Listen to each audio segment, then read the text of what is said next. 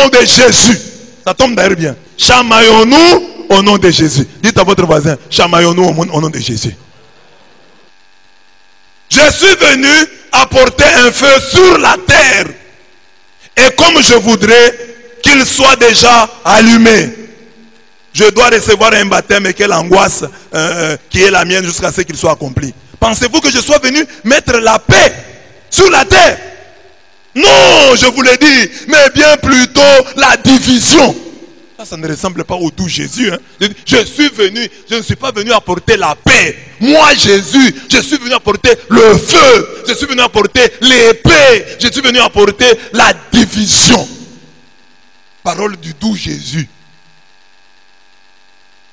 Ça nous étonne que Jésus puisse dire ça. Car désormais, 5 personnes de la même famille seront divisées. Dites Amen.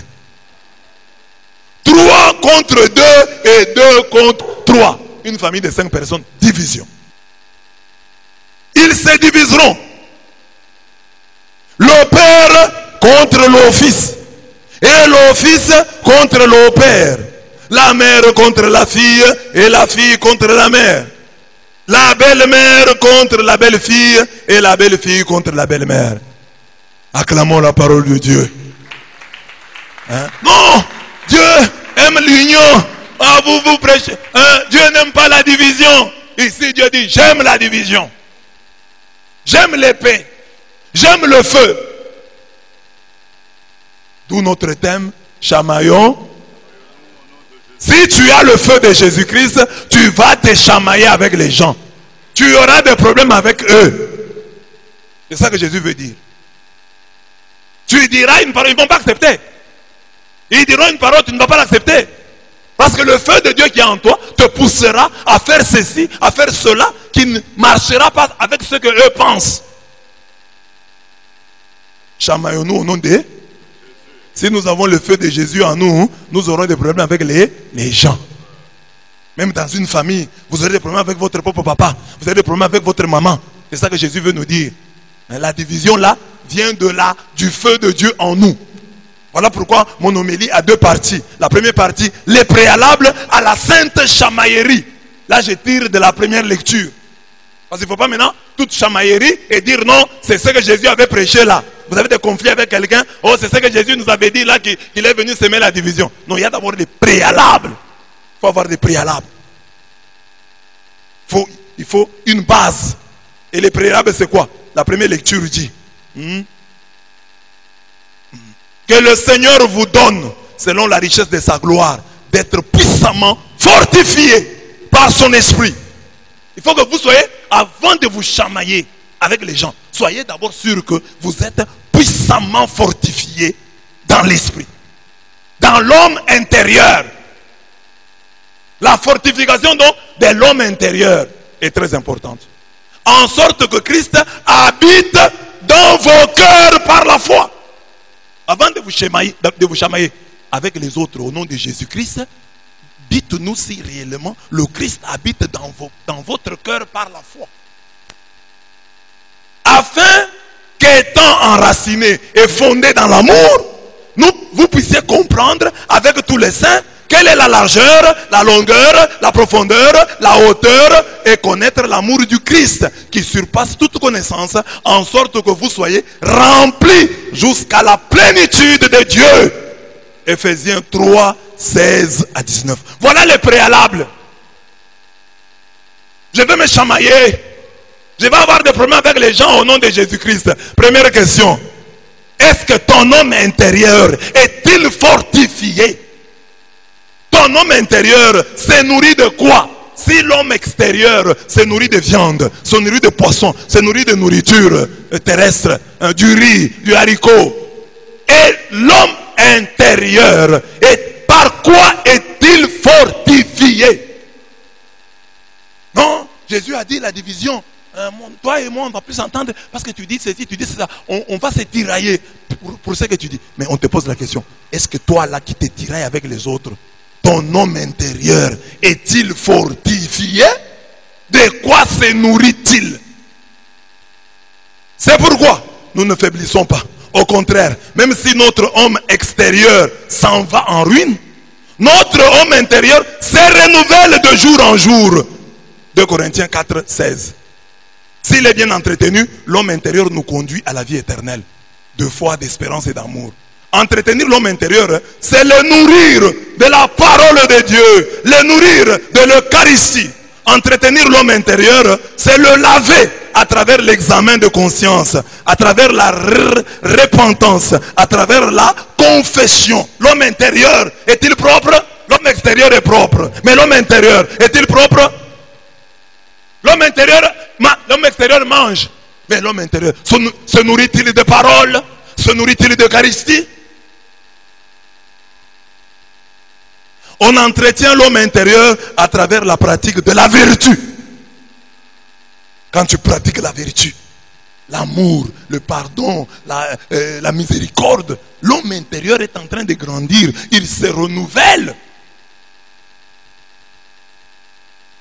Puisque l'homme extérieur a besoin d'exercices physiques, l'homme intérieur se fortifie à travers les exercices spirituels, comme la prière. Voilà comment on fortifie l'homme intérieur. La prière, le jeûne, les neuvaines, hein,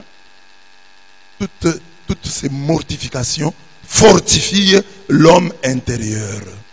Voilà pourquoi Paul peut dire à Timothée, exerce-toi à la piété.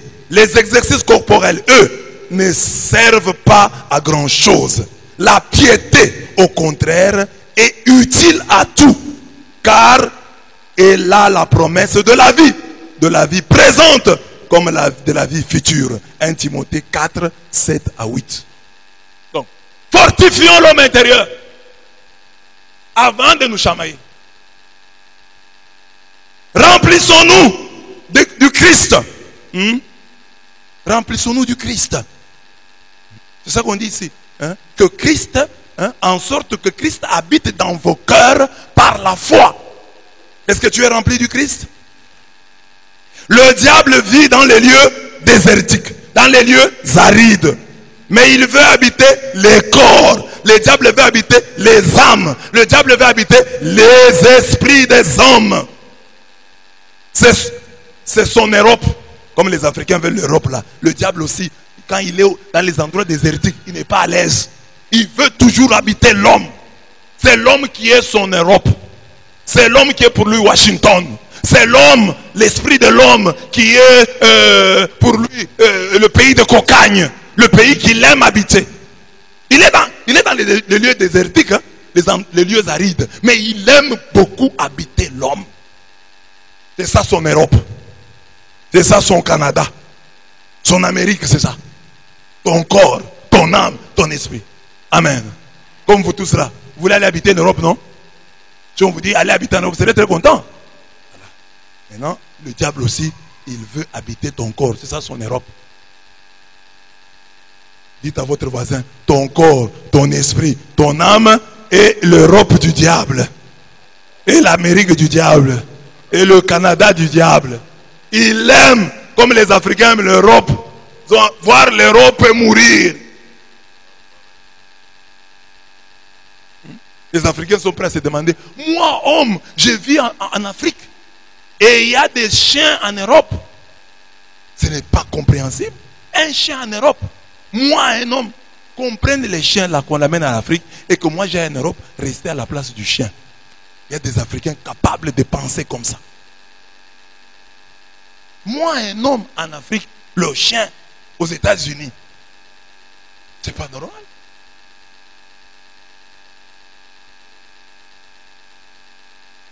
Donc, les diables se précipitent à occuper tous les sièges vacants, toutes les demeures vides du Christ. Quand tu es vide du Christ, le diable va t'habiter.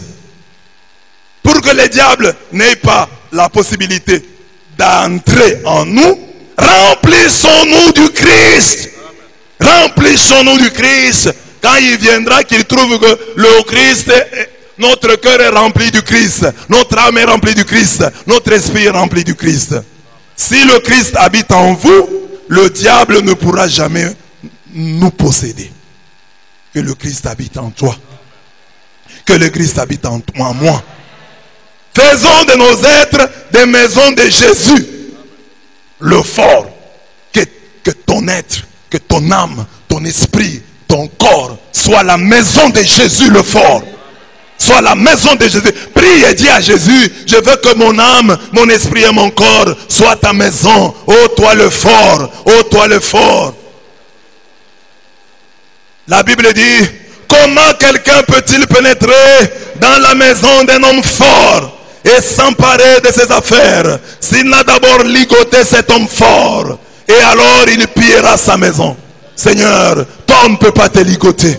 Sois l'homme fort, le propriétaire de mon âme, le propriétaire de mon esprit, le propriétaire de mon corps. Habite-moi, habite-moi. Si tu m'habites, le péché fuira. Si tu m'habites, le diable ne viendra pas. Le diable fuira. Viens m'habiter, Jésus. Viens m'habiter, Seigneur. Viens habiter en moi. Fais de moi ta demeure. Fais de moi ta demeure. Chaque jour je mange ton corps. Chaque jour je bois ton sang. Fais de moi ta demeure.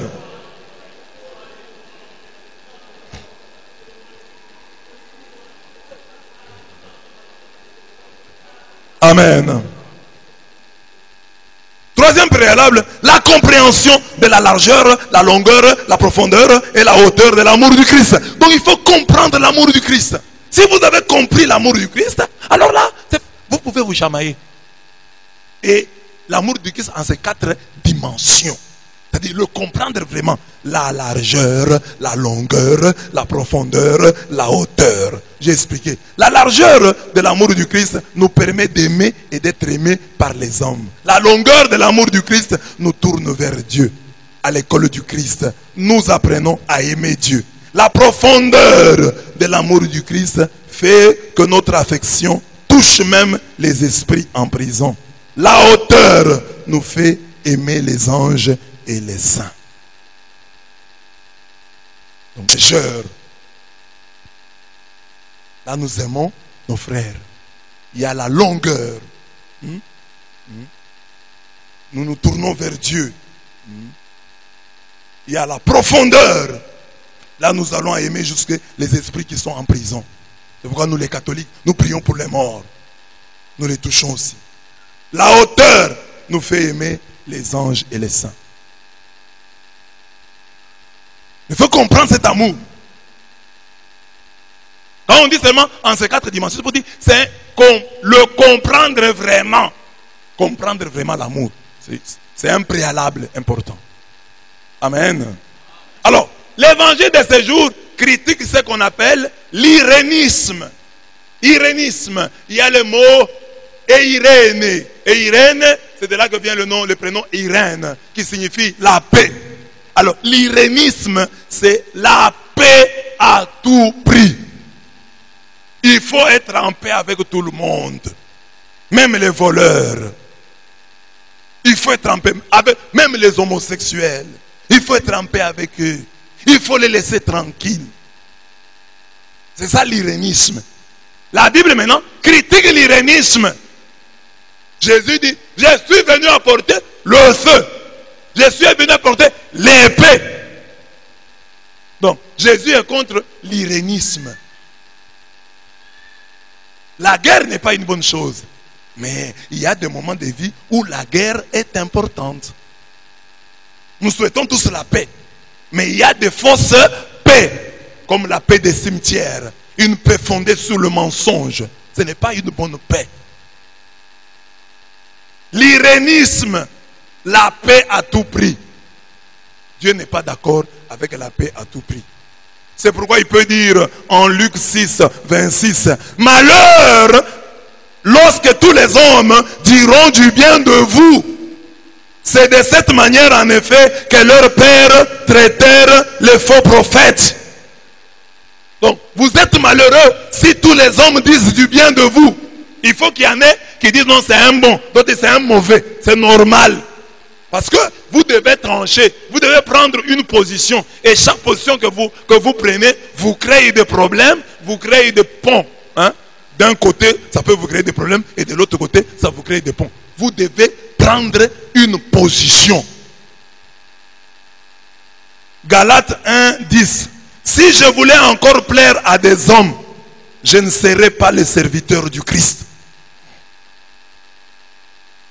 Tu dois chercher à plaire au Christ. C'est lui ton maître. Tu es le serviteur du Christ et non le serviteur des hommes. Cherche à plaire au Christ. Même si les hommes se fâchent. Mais toi, cherche d'abord à plaire au Christ. Qu'est-ce que le Christ veut? Qu'est-ce que le Christ attend de moi? Amen. L'irénisme, c'est la volonté d'éviter les divisions. Irénisme. Humani Generis du pape Pie XII en 1950 a mis en garde, nous a mis en garde contre les dangers de l'irénisme. Il porte le risque de tolérer des erreurs graves et fondamentales par lâcheté ou désir exagéré de conciliation. Par lâcheté, tu acceptes n'importe quoi, ou parce que tu veux que vous avez même vous préférez une fausse paix à la vérité. Ah, pour qu'on vive en paix. Non, non.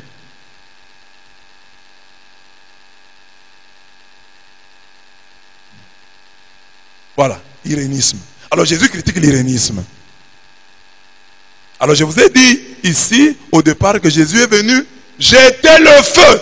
C'est quel feu?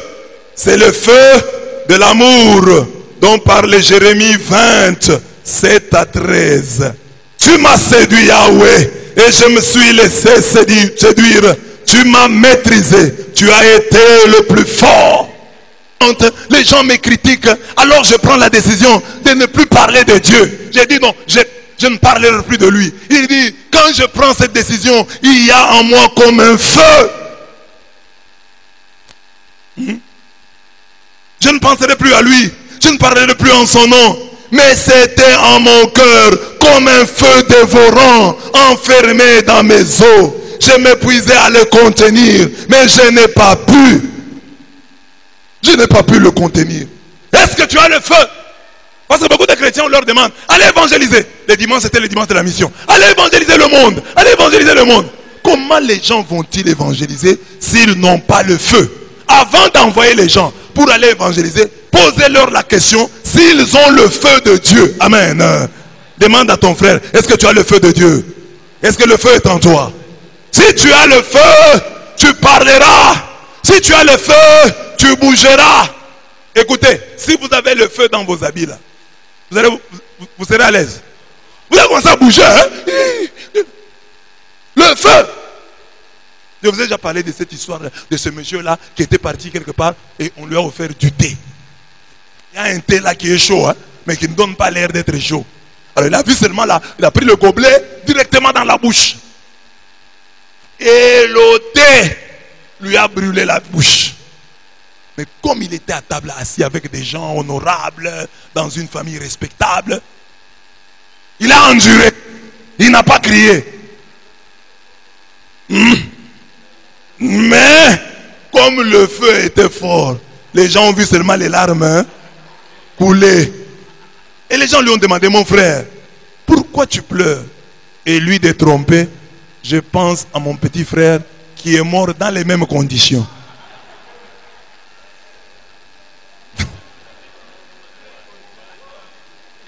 Je pense à mon petit frère. C'est le thé.